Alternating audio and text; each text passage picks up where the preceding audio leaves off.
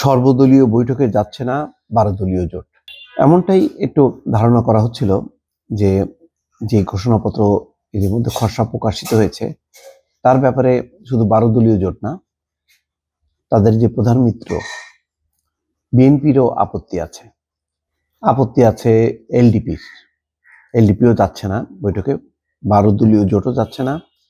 BNP যদিও যাচ্ছে বৈঠকে, কিন্তু তারা তাদের অবস্থানটা যেটি ধারণা করা হচ্ছে বলবে যে তারা এই বিষয়ে এখনো বিশ্লেষণ বা পর্যালোচনা শেষ হয়নি, বরং যেটি অনেকে বলছেন যে তারা নির্বাচনের তারিখ ঘোষণার ব্যাপারে চাপ দেবে, যেটা বলেছে তারা জুলাই আগস্টেই নির্বাচন সম্ভব, সেই ব্যাপারেই তাদের মনোভাবটা ব্যক্ত করবে।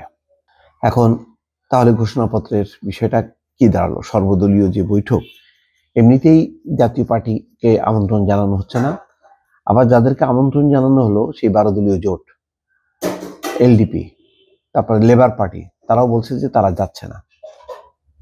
এই খবরটি এসছে আজকেই, এই বৈঠক হবার কথা।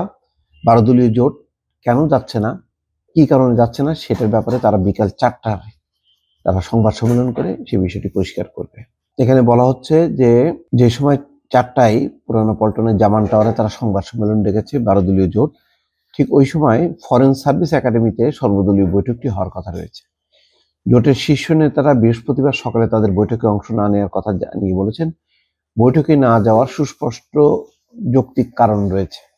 12 দলীয় জোটের মুখপাত্র সৈয়দ এহসানুল হুদা বলছেন, আমরা 4টায় সংবাদ সম্মেলন ডেকেছি, সেখানে জোট নেতারা থাকবেন, সেখানে আমরা বিস্তারিত কথা বলবো। 12 দলীয় জোট ছাড়া বৈঠকে যাওয়ার বিষয়ে কিছু রাজনৈতিক দল তাদের অবস্থান এখনো পরিষ্কার করেনি। মানে আরো অন্যান্য দলের মধ্যেও আপত্তি আছে, নানা বিষয়ে প্রশ্ন আছে। শেষ পর্যন্ত এটি সর্বদলীয় বৈঠক হবে কিনা এটা নিয়ে একটা সংশয় দেখা দিয়েছে।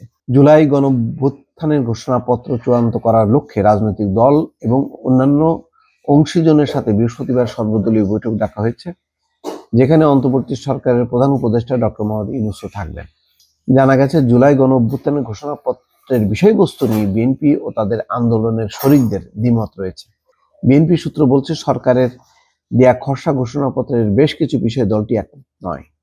তাছাড়া বিএনপির দাবির পরিপ্রেক্ষিতে দায়সারাভাবে গত 15 বছরের গুম, খুন, নির্যাতনের চিত্র তুলে ধরা হয়েছে বলে মনে করছে দলটি। এছাড়া 72 সালের সংবিধান বাতিল বা সংশোধনের বিষয়টি উল্লেখ করা আছে খসড়া ঘোষণাপত্রে। দলটির নেতারা মনে করেন, এর মানে 72 সালের সংবিধান বাতিল করার লক্ষ্য নিয়েই এই ঘোষণাপত্র তৈরি করা হয়েছে। অর্থাৎ এখানে যেই যৌথ স্বাক্ষর করা হবে এবং এটা কার্যকর হবে 5ই আগস্ট থেকে, তার মানে হচ্ছে সরকারের একটা ক্ষমতা যে তারা এই সংবিধান বাতিল করতে পারবে। এই ব্যাপারেই হয়তো আপত্তি আছে বিএনপির এবং তাদের সম্ভাবনা যে 12 দলীয় জোট তাদের। গত মঙ্গলবার দুপুরে রাজধানী গুলশানের দলের চেয়ারপারসনের কার্যালয়ে এক সংবাদ সম্মেলনে বিষয়টি জানতে চাওয়া হয়েছিল মির্জা ফখরুলের কাছে। তিনি বলেন, আমরা সরকারি উপদেষ্টা মাহফুজ আলমের কাছ থেকে খসড়া পত্র পেয়েছি, তিনি আমাদের মতামত জানাতে অনুরোধ করেছেন।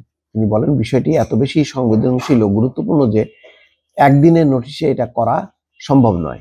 আমরা এই বিষয়ে আলোচনা করেছি এবং আরো আলোচনা করব।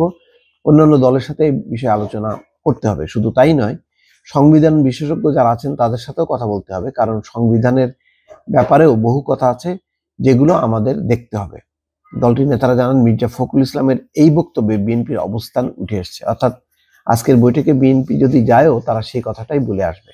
31শে জুলাই বৈষম্য বিরোধী ছাত্র আন্দোলন নাগরিক কমিটি ঘোষণাপত্র দেওয়ার ঘোষণা দিল, শেষ পর্যন্ত হয়নি। মূলত বিএনপির বিরোধিতার কারণে ঘোষণাপত্র দেওয়ার এই কর্মসূচি বাতিল করতে বাধ্য হয় বৈষম্য বিরোধীরা।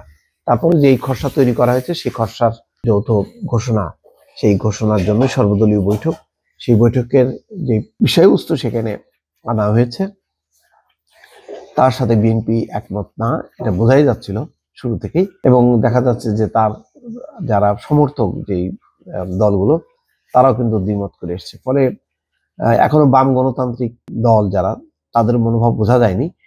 এটা শেষ পর্যন্ত এই বৈঠকের সুরাহা হবে কিনা এটা বলা মুশকিল, এবং এটা শেষ পর্যন্ত সর্বদলীয় বৈঠক হবে কিনা সেটাও একটা প্রশ্নের মুখে থাকলো। দর্শক ভালো থাকবেন, আল্লাহ হাফেজ।